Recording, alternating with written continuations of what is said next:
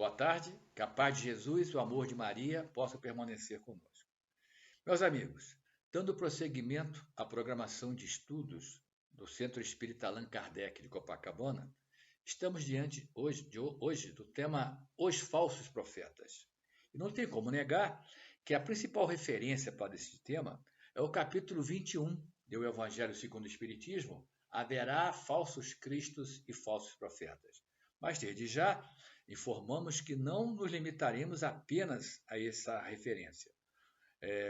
Utilizaremos outras fontes da doutrina espírita, da codificação e das chamadas obras acessórias, né? Obras acessórias essas que possuem carimbadas, né, o adjetivo sério ou séria, tá bom? Bem, dentro do cenário desse capítulo 21 do Evangelho segundo o Espiritismo, ele se inicia com 3 passagens evangélicas. Eu escolhi 2 para introduzir o tema. Ambas de Mateus. A primeira do capítulo 7, quando ele registrou as palavras de Jesus da seguinte forma: Guardai-vos dos falsos profetas que vêm ter convosco cobertos de peles de ovelha e que, por dentro, são lobos vorazes. Uma analogia bem clara de Jesus, né? Mostrando o risco que existe. A segunda passagem, como eu disse, também de Mateus, é o capítulo 24. E ele registrou o seguinte, as palavras do mestre. Então, se alguém vos disser o Cristo está aqui ou está ali, não acrediteis absolutamente, porquanto falsos cristos e falsos profetas se levantarão, que farão grandes prodígios e coisas de espantar, ao ponto de seduzirem, se for possível, os próprios escolhidos, né? Os próprios cristãos. Muito bem, meus amigos. E depois de escutarmos essas 2 passagens, cabe a pergunta: por que Jesus deu tanta ênfase para nos alertar contra os falsos profetas? Tá certo? Só que, antes de eu responder essa pergunta, eu fiz questão de falar um pouco sobre mediunidade e médiuns. Evidentemente, o cenário é de mediunidade, né? É da importância do trabalho dos médiuns. Médiuns sérios e médiuns não sérios. E aí, acho que está tudo bem. Perfeito? Só que, em vez de eu responder, eu acho muito mais produtivo, muito mais eficiente, eu trazer aqui Emmanuel, né? Para nos dar o conteúdo necessário para analisarmos mediunidade e médiuns de uma forma rápida, evidentemente. O tempo exige isso, né? Então, o que eu fiz? Fui lá no livro O Consolador, parceria Emmanuel, Francisco Cândido Xavier, e escolhi 4 perguntas feitas pelos companheiros do Grupo Espírita Luiz Gonzaga, de Pedro Leopoldo, Minas Gerais, através do Chico, para que o Emmanuel respondesse. Primeira delas, 382. Foi feito o seguinte questionamento: qual a verdadeira definição de mediunidade?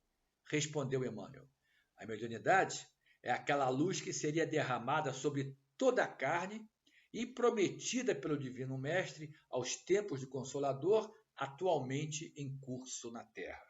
Jesus cumpriu a promessa e pediu ao Pai para que um novo Consolador fosse enviado ao planeta. Isso aconteceu na segunda metade do século XIX, tá certo? Quando aqui aportou a doutrina espírita. E segue a resposta do Emmanuel. A missão mediúnica, se tem os seus percalços e as suas lutas dolorosas, é uma das mais belas oportunidades de progresso e de redenção concedidas por Deus aos seus filhos infelizes. Parágrafo muito bonito também, mostrando o quê? Mostrando que, embora esse dom da mediunidade possa acarretar dificuldades, obstáculos, dores a quem o possui, né? E, por conseguinte, tem a necessidade de desenvolvê-lo, né? De aperfeiçoá-lo, também como servindo, sendo útil aos seus irmãos de romagem, por outro lado, representa, as palavras do Emmanuel, uma das mais belas oportunidades que o indivíduo tem de progredir, e se acertar com a lei de Deus após, em experiências pretéritas, ter cometido erros, enganos, né? Ter prejudicado a seus irmãos em algum outro momento. Né? E só para contextualizar isso, eu recentemente fiz um estudo na outra casa espírita sobre esse mesmo tema. E comentando sobre a mediunidade, frisei que existem médiuns com M minúsculo, e disse, como esse que vos fala, e médiuns com M maiúsculo, enorme, né? O M enorme, como Divaldo Pereira Franco, Francisco Cândido Xavier, Dona Ivone de Amaral Pereira. Aí desci, ao final, e um companheiro que eu já conheço há muitos anos veio brincar comigo. Olha, ainda bem que você só tem a mediunidade com M minúsculo. Você diz que só tem, entre aspas, intuição. Só um parênteses. Sabemos que a intuição nos ajuda em muito.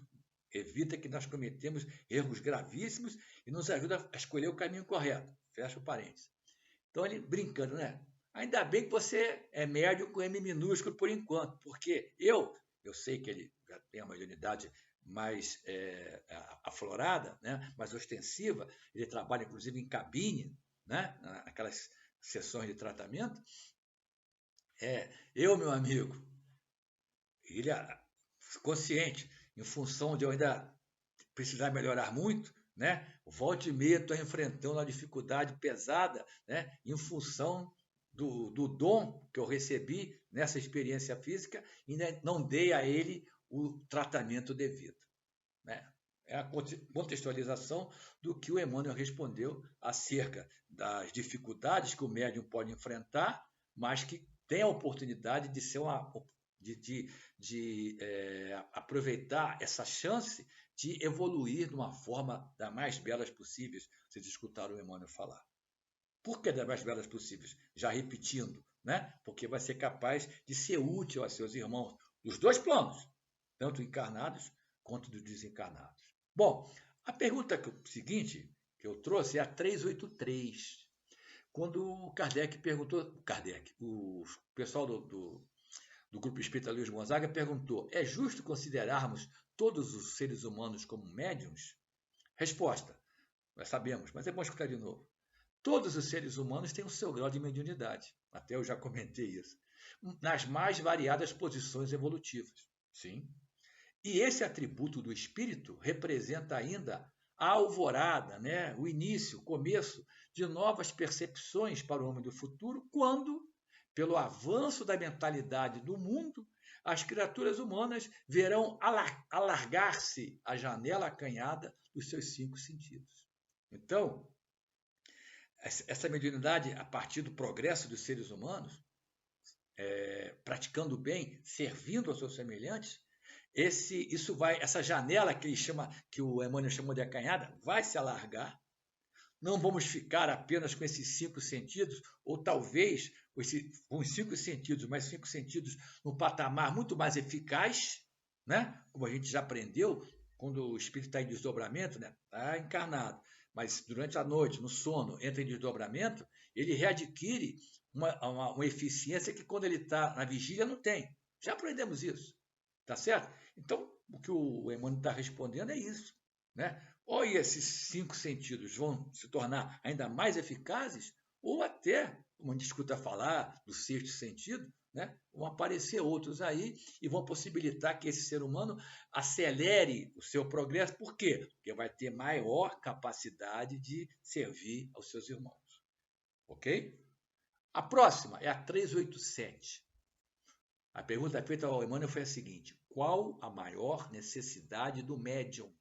Resposta: a primeira necessidade do médium é evangelizar-se a si mesmo, antes de se entregar às grandes tarefas doutrinárias, pois, de outro modo, poderá esbarrar sempre com o fantasma do personalismo em detrimento da sua missão. O que não se pode admitir, meus irmãos. Alguém pode ser encaminhado, designado para trabalhar numa sessão mediúnica, para trabalhar nesse intercâmbio numa casa espírita, sem se preparar, como escutamos aqui, sem se evangelizar, sem estudar E não uma vez só, não. O Livro dos Médiuns. Não dá para a gente concordar com isso. Não dá para aceitar isso. E a consequência que pode acontecer, o Emmanuel mencionou, personalismo, que também pode ser chamado de animismo, onde alguém, a casa espera uma comunicação do plano espiritual sobre determinada situação, sobre um assunto importante, sobre uma questão envolvendo um companheiro encarnado ou desencarnado, e quem que acaba se comunicando é o próprio médium, né? Porque não tem o devido preparo, a devida seriedade para exercitar o dom que ele recebeu nessa atual experiência física. E, finalmente, a última questão do livro Consolador, que eu trouxe para nos dar essa visão da mediunidade, do trabalho dos médiuns, é a 392, quando a pergunta foi feita da seguinte forma: pode contar o médium de maneira absoluta com os seus guias espirituais dispensando os estudos? Até eu já comentei na segunda pergunta que eu trouxe aqui, né? Resposta do Emmanuel: o médium tem obrigação de estudar. Só estudar não, de estudar muito, observar intensamente, acompanhar o trabalho dos outros, né? Na seara mediúnica, e trabalhar em todos os instantes para a sua própria iluminação. Aquilo que o Espírito de Verdade disse, lembram? No capítulo 6 do Evangelho segundo o Espiritismo, o Cristo Consolador, uma mensagem direta para os espíritas. Espíritas, vos dou 2 ensinamentos. O primeiro, todo mundo sabe qual é o mais importante, né? Amai-vos. Mas ele disse o segundo, qual foi? Instruí-vos. Isso aqui. E, particularmente, o médium tem que se preparar para esse trabalho, que não é fácil. É extremamente recompensador. Já escutamos, mas não é fácil. É de muita responsabilidade. O Emmanuel conclui a resposta dizendo: somente dessa forma poderá o indivíduo, o médium, habilitar-se para o desempenho da tarefa que lhe foi confiada, cooperando eficazmente com os espíritos sinceros e devotados ao bem e à verdade. Quem se prepara, quem faz a sua parte, quem procura seguir a trajetória do bem, quem põe como meta se tornar realmente um verdadeiro discípulo de Jesus, procurando seguir os seus exemplos. Vai escorregar uma outra? Ainda vai, mas na maior parte do tempo procura e consegue acertar. Esse vai realmente, no trabalho mediúnico, ter ao seu lado espíritos sinceros e devotados ao bem e à verdade, e não espíritos zombeteiros, espíritos que querem se aproveitar da mediunidade do companheiro para enganar, né? Para ironizar, para prejudicar. Perfeito?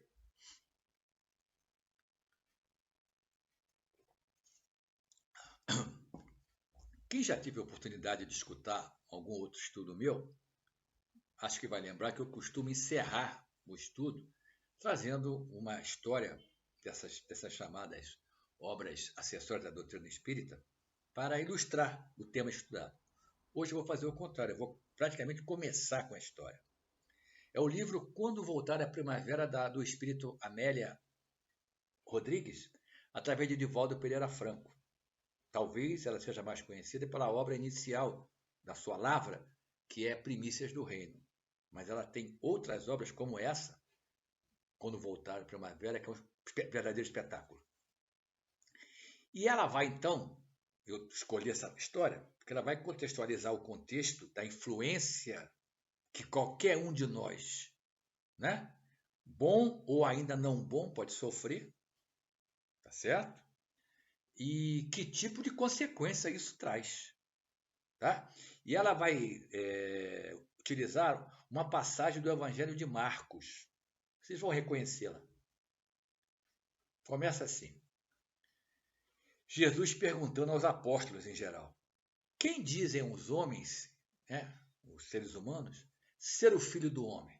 Aí responderam em grupo: uns que tu és João Batista, outros Elias, e outros Jeremias, ou um dos profetas.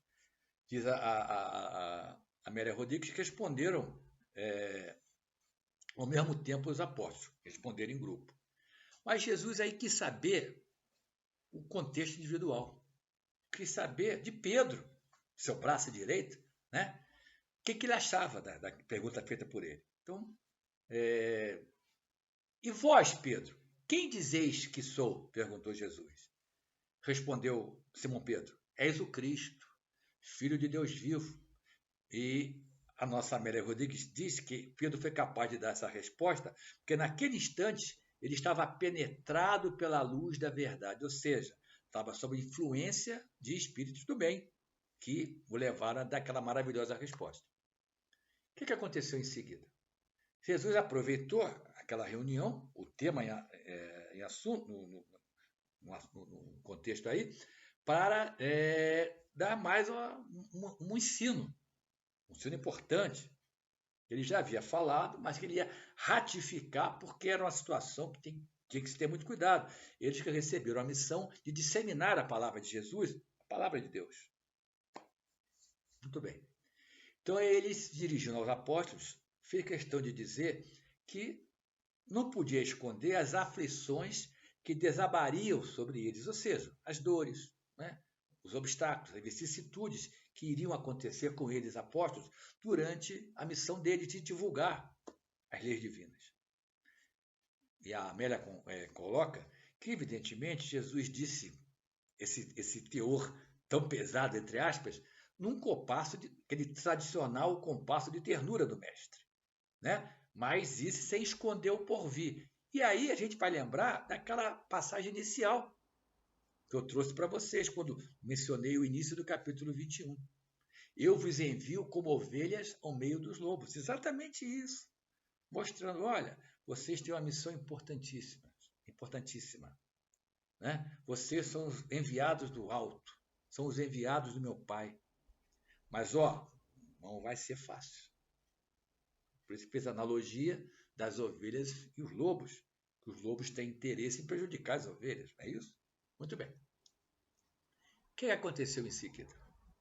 Amélia Rodrigues conta que Pedro se desequilibrou ao ser relembrado dessas dificuldades. O que passou na cabeça dele? Caramba, vou correr o risco de acontecer isso e aquilo. Será que eu vou conseguir ter sucesso? Eu prometi a Jesus que vou fazer a minha parte. Mas se acontecer isso, se acontecer aquilo, ou seja, se desequilibrou. E ele que estava influenciado, sintonizado, melhor dizendo, com espíritos do bem, passou a sintonizar, né? Ele passou a sintonizar com companheiros que estavam interessados em provocar o desequilíbrio dele, né? Levá-lo a sair daquela trilha ligada ao bem e vir para a trilha ligada ao mal, a negatividade, né? Que é próxima do momento da pessoa cometer um engano, cometer um erro. Então, a nossa Amélia Rodrigues disse que ele passou, então, a se afinizar com esses companheiros, a sintonia aconteceu, né? E o que Pedro em seguida foi fazer? Acredite quem quiser. A passagem está no Evangelho de Marcos. Pedro chamou Jesus à parte e o admoestou. Sim, Pedro censurou Jesus pelo que o mestre havia dito. Entendam, Pedro se desequilibrou. Ele, na seu equilíbrio normal, jamais faria isso. Mas, volto a dizer, esta história é um exemplo do que pode acontecer com qualquer um de nós, inclusive com o apóstolo de Jesus. Bom, aí a Amélia Rodrigues conta que Jesus, vendo o que estava acontecendo, percebeu a influenciação do mal, expulsou a insinuação e desarticulou o programa do mal com aquela frase que está lá no Evangelho de Marcos. Para trás de mim, Satanás, porque não compreendes as coisas que são de Deus, mas só aquelas que são dos homens. Amélia Rodrigues conclui a passagem dizendo, então, mostrando o seguinte, a delicada mediunidade de Pedro, que há pouco havia recebido a inspiração do alto, né? No instante seguinte de invigilância, o que aconteceu? Sintonizou com a representação do mal. Basta um momento em que você saia da sintonia com o bem. É isso que ela está chamando a atenção.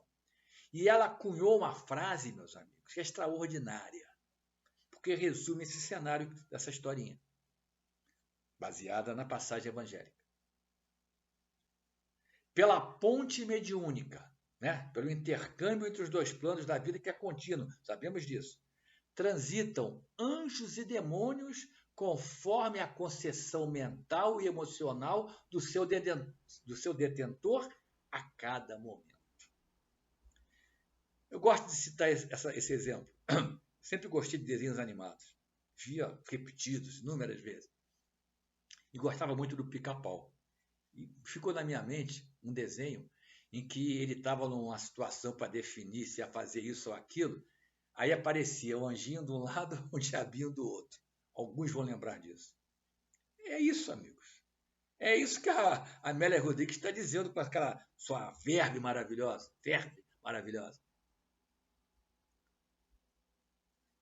Todo momento, estamos cercados pelos espíritos. 459 do Livro dos Espíritos. Kardec quis saber como é que se dá a influência dos desencarnados sobre os encarnados. Não foi isso?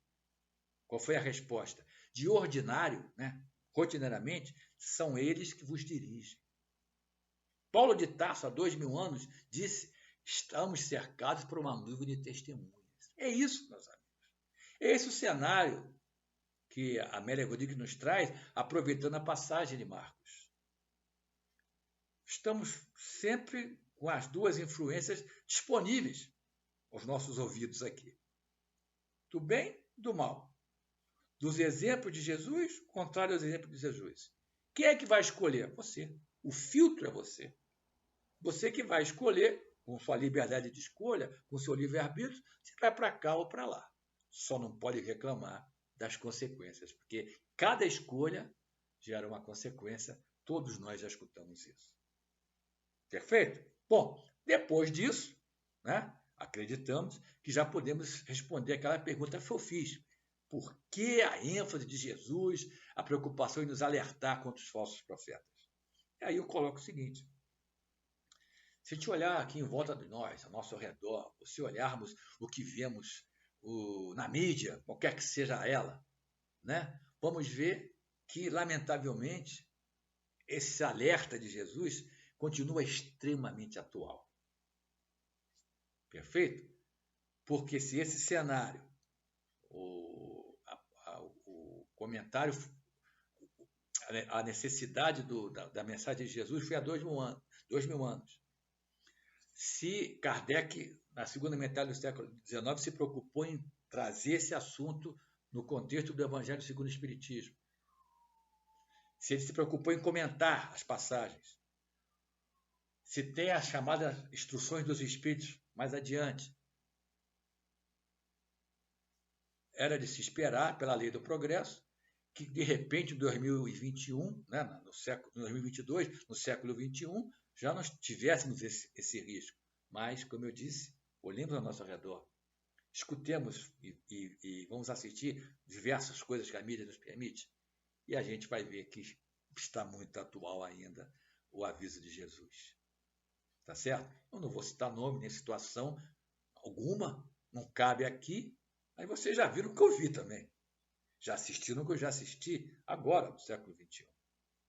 Por isso, que eu faço questão de trazer para o nosso estudo o item 6 desse capítulo 21, que é o início do tópico Não acrediteis em todos os espíritos, que é uma frase retirada da epístola de João, na sua primeira epístola de João Evangelista.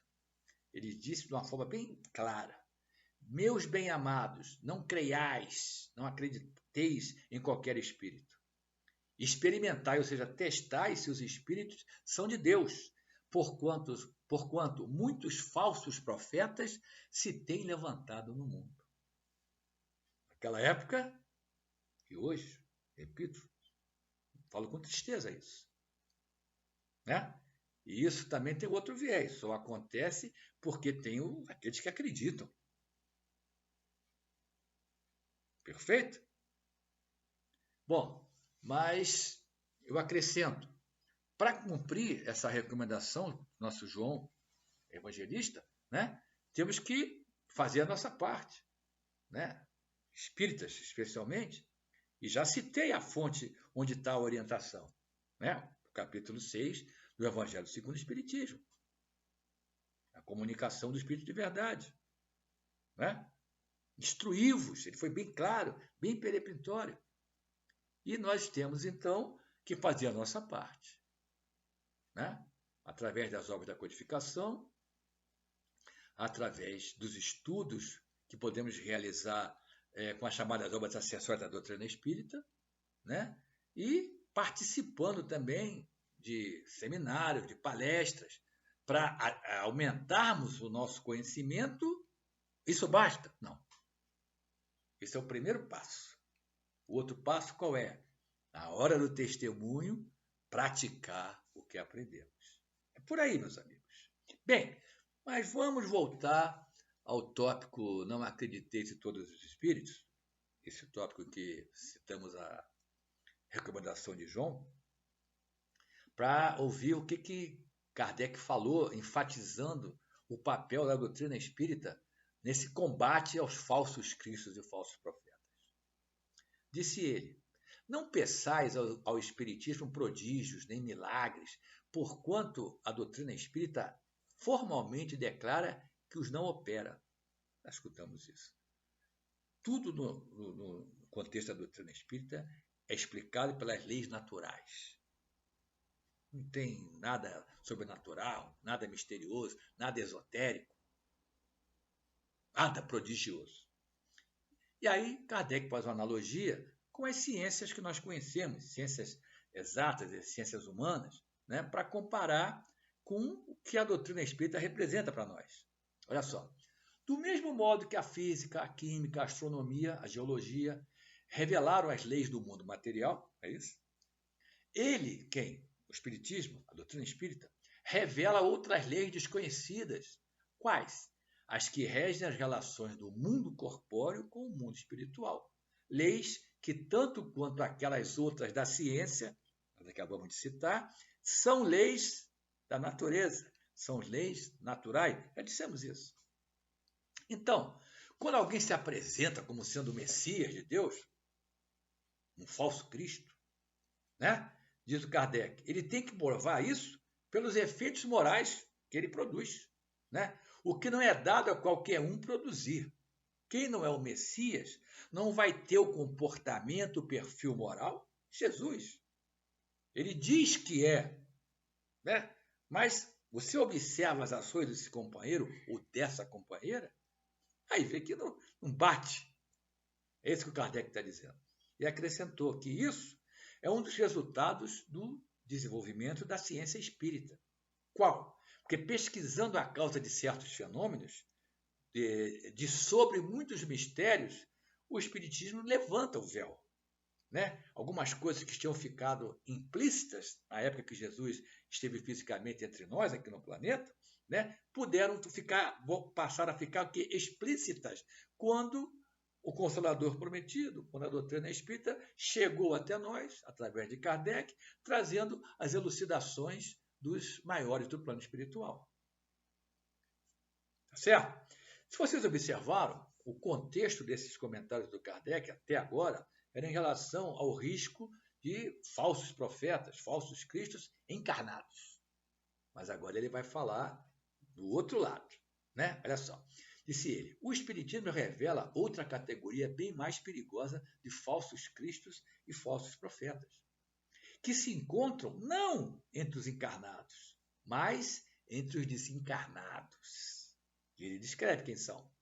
A dos espíritos enganadores, hipócritas, orgulhosos e pseudo-sábios, que passaram da terra para a erraticidade e tomam nomes venerados aqui, no plano físico, para, sob essa máscara pela qual se cobrem, facilitarem a aceitação das mais singulares e absurdas ideias.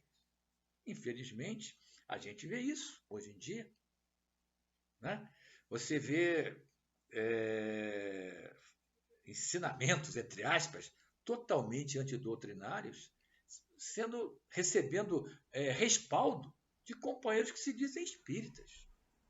Não, olha só quem assinou a comunicação. O Kardec está mostrando que não quer dizer nada. São espíritos enganadores, zombeteiros, hipócritas, que se aproveitam da credulidade de muitos para tentar instalar o caos, particularmente no meio espírita, que como nos ensina Manuel Filomeno de Miranda, através de Divaldo Pereira Franco, naquela trilogia Transição Planetária, O Amanhecer da Nova Era e Perturbações Espirituais, que foi até teve um acréscimo mais recentemente no ano passado, no rumo do mundo de regeneração, se eu não estou enganado, né? Também Filomeno de Miranda, Divaldo Pereira Franco, que o alvo das trevas são os espíritas, que eles chamam os discípulos do Nazareno. Quem leu essas obras vão lembrar disso. Então, justamente por a prática mediúnica ser bastante comum no meio espírita, né, esse tipo de companheiro que o Cristo, que Jesus alertou, que Kardec está ratificando, precisa ser evitado. Como? Escutamos já aqui. Instruindo-se, né, tendo bom senso, né, analisando e não se inebriando. Não, olha só quem assinou a mensagem. Isso que Kardec está colocando. Ele lembra que é considerável o número dos que em diversas épocas, na história da humanidade, mas ele fez, sobretudo nesses últimos tempos, que para ele, século XIX, se hão apresentado como alguns dos mais antigos profetas, assinando comunicações como Cristo, Maria e até como Deus.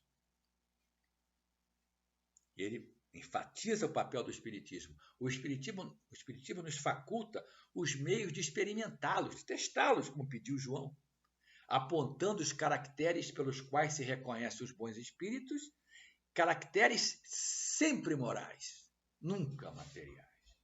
Né? Como já foi dito aqui, que o Messias tem que se apresentar moralmente, no mínimo como já era quando esteve aqui entre nós. Ele não pode piorar. Tá certo? Bom, complementando o estudo, entrando numa parte final do nosso estudo de hoje, eu me referi antes à sessão Instruções dos Espíritos. Então, eu selecionei 2 mensagens, ambas de autoria do espírito Erasto, espírito de escola, meus amigos. Em uma das comunicações, ele assinou como discípulo de Paulo de Tarso. A primeira delas é o tópico Caracteres do verdadeiro profeta, né? E aí o cenário aqui é profeta, entre aspas, encarnado, né? Então ele diz o seguinte, ratificando que Jesus alertou e que João chamou a atenção, que Kardec está mencionando. Desconfiar dos falsos profetas. É útil em todos os tempos essa recomendação, né? Mas, sobretudo, nos momentos de transição, tipo esse, para ele também a comunicação é a segunda metade do século XIX, mas vale para essa, como eu já mostrei, características semelhantes entre a segunda metade do século XIX e o século XXI. Momentos como no atual, onde se elabora uma transformação da humanidade, porque então uma multidão de ambiciosos e intrigantes se arvoram em reformadores e messias. Olha a identidade com tudo que já escutamos hoje. Continua o Erasto. É contra esses impostores que se deve estar em guarda, correndo a todo homem honesto o dever de o desmascarar. Aí ele fala assim, perguntarei sem dúvida como reconhecê-los. Ele vai mostrar, Erasto vai mostrar, vai dar a dica.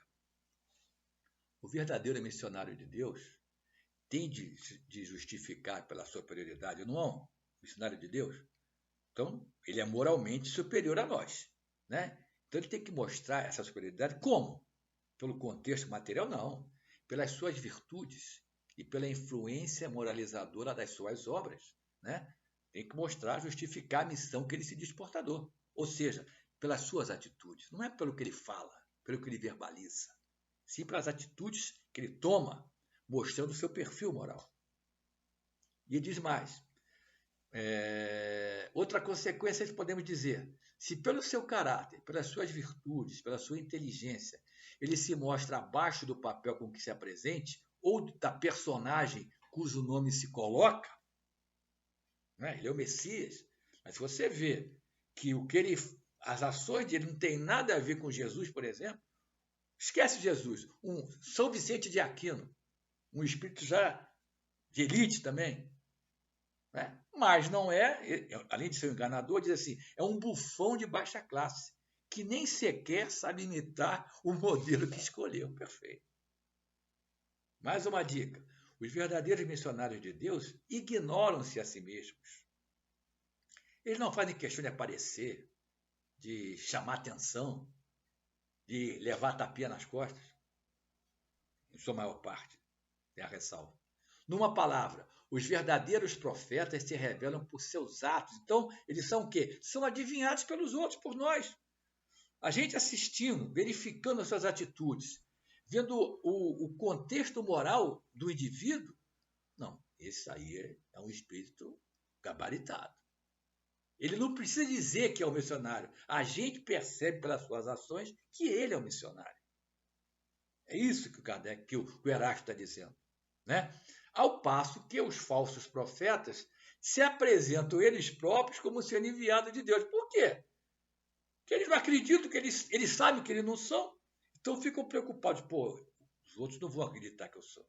Então eles usam um megafone. Eu sou o emissário de Deus.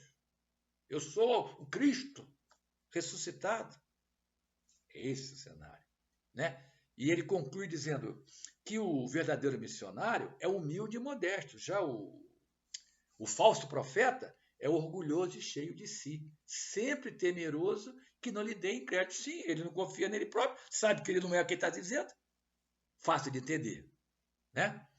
E aí acrescentou Erasto, concluindo essa primeira mensagem, que o problema, como eu disse antes, não é esses impostores aparecerem aí, pretendendo passar por Cristo, pelos apóstolos do Cristo, quem quer que seja.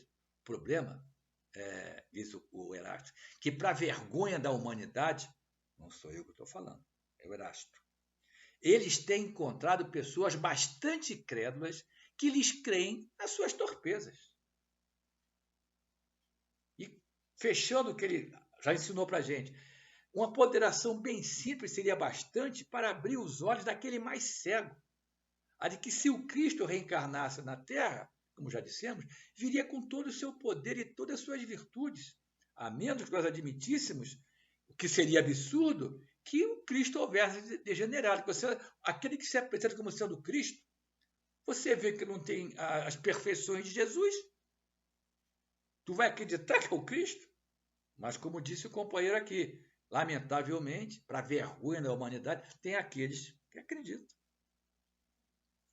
Só para fechar esse cenário aqui, eu vou trazer um trecho do capítulo 27, item 303, do Livro dos Médiuns, aquele que eu disse antes, que é obra básica para quem quer trabalhar com a mediunidade.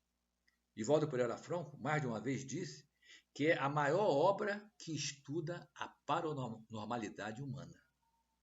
Não tem médium que queira trabalhar que não estude o Livro dos Médiuns. Não é ler uma vez, estudar sempre, né?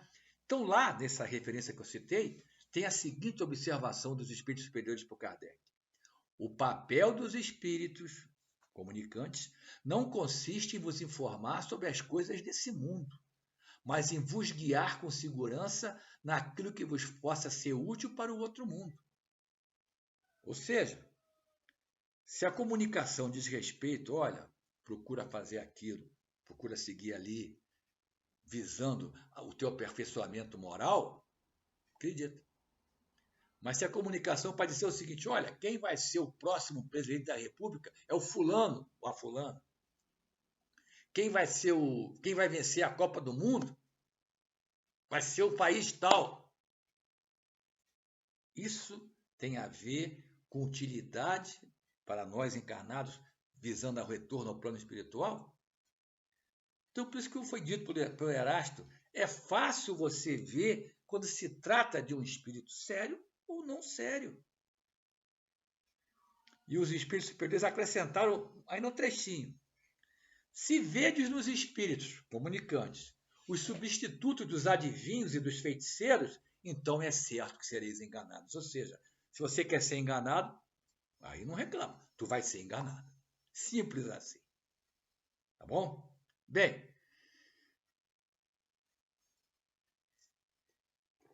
a segunda comunicação do Erasto, assinada pelo Erasto,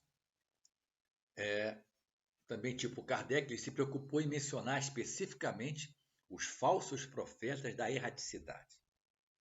Então ele diz que esses falsos profetas não se encontram unicamente entre os encarnados. Há também, ele frisa, em muito maior número entre os espíritos, entre os desencarnados, orgulhosos, que aparentando amor e caridade, semeiam a desunião e retardam o progresso da humanidade depois de terem feito que seus médiuns aceitem. Não é isso? O médium, não, olha a comunicação que eu trouxe, olha aqui como está assinado. É o fulano, lembra dele? Deixou aqui a obra marcante quando esteve aqui no plano físico a última vez. E começa a divulgar, embora seja até um conteúdo antidoutrinário, como sendo realidade. É isso que o Erasto está chamando a atenção. Em muito maior número existem esses companheiros, os falsos profetas da erraticidade. E ele acrescenta que, para melhor fascinarem aqueles a quem desejam iludir, se apropriam sem escrúpulo de nomes que só com muito respeito os encarnados pronunciam. Já escutamos o Kardec dizer isso?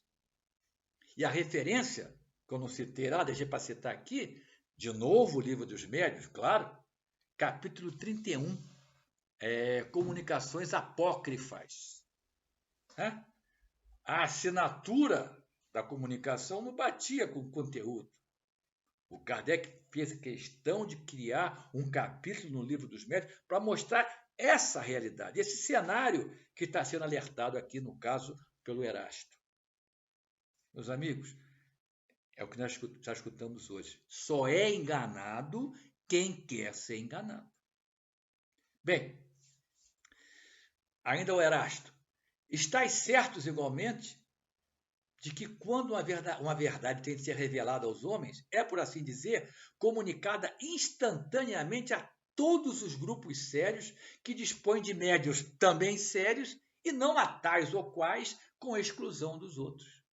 Entenderam por que eu sempre friso o adjetivo sério em relação a médium, a espírito, ao autor, para que uma obra seja considerada séria? Está aqui o alerta do Erasto. Não é o Luiz falando, é o Erasto. E, se nós lembrarmos, foi dessa forma que a codificação chegou até nós. Especialmente quando a gente pensa no Livro dos Espíritos, em que o Kardec distribuiu a mesma pergunta para diferentes médiuns em diferentes locais, né? E aguardou receber respostas. Aquelas em que ele viu que era a mesma resposta independente do médium, independente do espírito que respondeu, não, isso aqui é do plano superior. Isso aqui eu posso publicar. Esta é a orientação que nós precisamos receber. Não foi assim que foi o modus operandi do Kardec? E como a gente vai fazer diferente no nosso dia a dia? Ah, não, peraí, o André Luiz deu uma comunicação aqui através do médium, meu amigo, na casa tal, a casa boa que eu conheço. Mas peraí, amigo, você notou o conteúdo? Está em desacordo com o que o próprio André Luiz trouxe das outras obras. E o que é pior, está em desacordo com a codificação. Ah, mas não interessa. É o André Luiz. É um médium que eu conheço. É isso que o Erasto está dizendo. Quando tem que vir uma comunicação tão importante a ponto de mudar o que já está constituído, a partir dos espíritos, a partir dessas obras acessórias, vocês escutaram o Erasto dizer, não vai chegar só para o médium Luiz, na casa que o Luiz trabalha. Vocês escutaram o que foi dito aqui. Vai chegar em diferentes pontos do planeta através de diferentes médiuns, possivelmente através de diferentes espíritos, mas com o mesmo teor, a comunicação. Aí está de acordo com o controle universal do ensino dos espíritos, que foi essa sigla, essa expressão, mostra como foi o modus operandi de Allan Kardec na codificação. E, complementando, consequentemente, disse ele, o Erasto, todo médium e todo grupo que considerem privilégio seu, é o Erasto, tá? Não o Luiz, não. Considerem privilégio seu receber as comunicações que obtém e que, por outro lado, se submetem a práticas que tendem para a superstição, indubitavelmente se acham presas de uma obsessão bem caracterizada, sobretudo quando o espírito dominador se pavoneia, né? Com um nome que todos, encarnados e desencarnados, devem honrar e respeitar e não permitir seja declinado a todo propósito. Muito melhor do que eu tentei falar, o Erasto concluiu aqui, né? Preciso fazer mais comentário adicional. Tá certo, meus amigos? E só fechando, como nós fechamos em relação à primeira mensagem do Erasto, a respeito dessa comunicação, né, da seriedade da comunicação, Chico Xavier, o nosso Chico Xavier, disse peremptoriamente: o telefone toca de lá para cá, não é daqui para lá, não. Os espíritos se comunicam no momento que são autorizados, com o teor da comunicação avaliada, se vai trazer benefício para os encarnados, tá certo? A partir de uma programação no plano espiritual. É isso que o Chico resumiu com essa frase tão conhecida dele. Então, meus amigos, agradecendo mais uma vez a direção da casa pela oportunidade do trabalho, agradecendo a vocês pela atenção que deram ao nosso estudo. Vamos concluir com Emmanuel. Falamos tanto dele hoje no nosso estudo, começamos com ele. Vamos concluir Emmanuel, mais uma vez, definindo o contexto da mediunidade. Já vimos a importância de quem já possui de uma forma mais ostensiva. O quanto isso pode ser benéfico para si próprio, mas o quanto ele precisa fazer para que esse dom traga benefícios para os seus irmãos, porque assim ele estará vivenciando a mediunidade com Jesus, estará servindo, se utilizando do seu dom para ajudar e sabendo que o primeiro que está sendo ajudado é ele, o médium, que trabalha dessa forma. Qual foi a frase do Emmanuel através do nosso Chico Xavier? Não é a mediunidade que te distingue, é aquilo que fazes dela. Obrigado, muita paz.